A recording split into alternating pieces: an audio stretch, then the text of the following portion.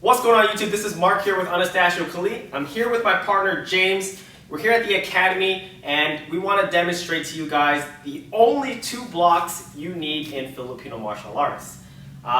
Depending on your system, this obviously can change. And I'm not going to say that this is the be-all and end-all, because I don't want to say that my technique is the be-all and end-all either. But in Anastacio, we believe in 2 types of blocking, and that is either deflection or jamming. So when we think about deflection, we're looking to reroute or redirect a strike. We're not trying to stop it, we're not trying to cut off the power, or we're just trying to make sure that it goes a separate place than our bodies. So very commonly, a block that everybody knows, an umbrella block or a roof block, if my partner gives me a sunrise strike, I have a right side like this, and I have a left side like this. Now, in actual application, can you follow through a little bit more? That's going to go all the way through down my stick. So what's important is that when I do deflection blocks, most of the time, I also have to move my body. So my body goes out of the way as the stick points the strike away. So we're going opposite directions here. And most of the time, things like an umbrella block are a transition. It gets me to a safer place where I can work, right? So if you come here on this side here. When I do this, I transition. And the reason why we call it an umbrella or a roof block, because we treat the strike like rain. The rain hits the umbrella, it's going to slide off, and it's going to keep me nice and dry here. If I kind of try to flatten it out here, it's going to crash down, and eventually, depending on how hard or how heavy the rain is, it's going to hit me. So that's the version of a deflection block. Now you do have other types of deflections, like for instance, this one's a little bit more on the offensive side, so I don't want to spend too much time on countering or strikes that act as blocks as well.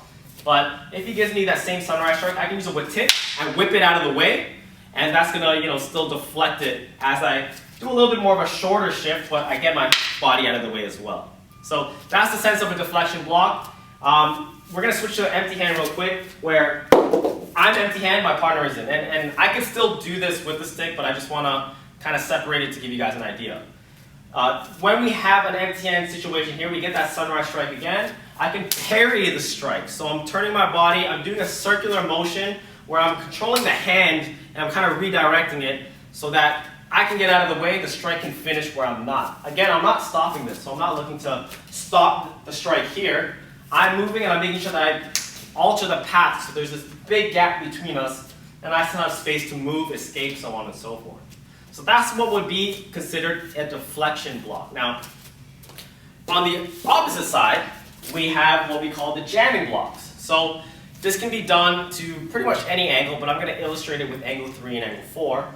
In Anastacio, we have an inside jamming block that looks like this. It's a triangular frame. We have an outside jamming block that looks like this. More of an X, but you can also see a triangle from my wrist to my elbow, through my shoulders, and to my hand, right? So if we get an angle 3 going to my body here, I'm going to come in and I'm going to cut at that. Okay? So basically what I'm doing is, jamming means I don't let the strike commence. I want to stop prior to 50%.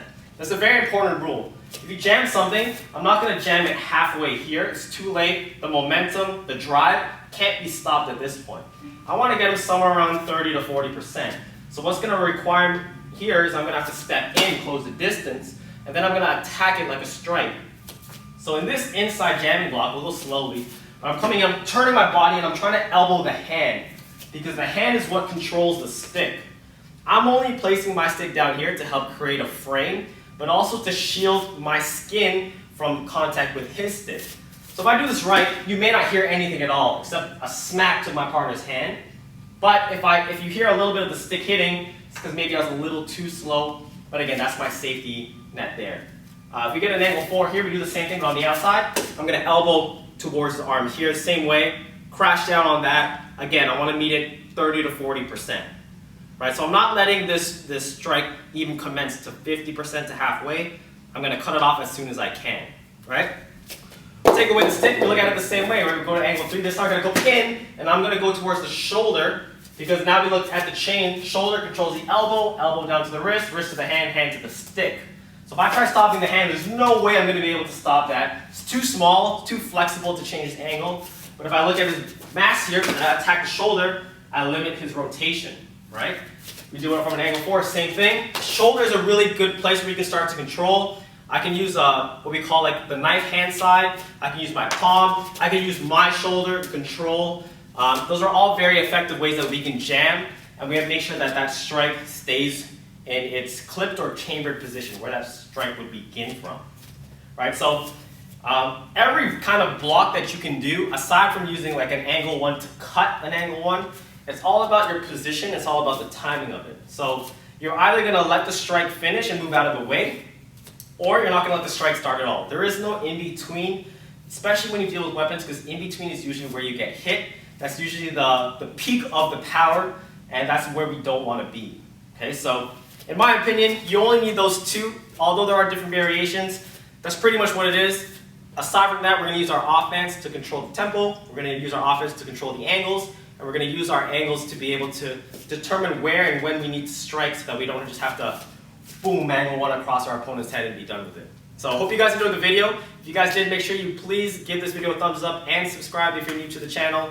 If you guys want more in-depth lessons on topics like this, please check out AnastacioCali.com. We got online training memberships where you can get feedback from an AK instructor and really up your game with just a huge archive of knowledge, and just being able to interact with someone and get your stuff processed, get feedback on it, be able to get some good set of eyes on what you're doing, especially if you are training at home, if your academy isn't open right now, or if there's no FMA school near you. So definitely check that out. There's plenty of good stuff there.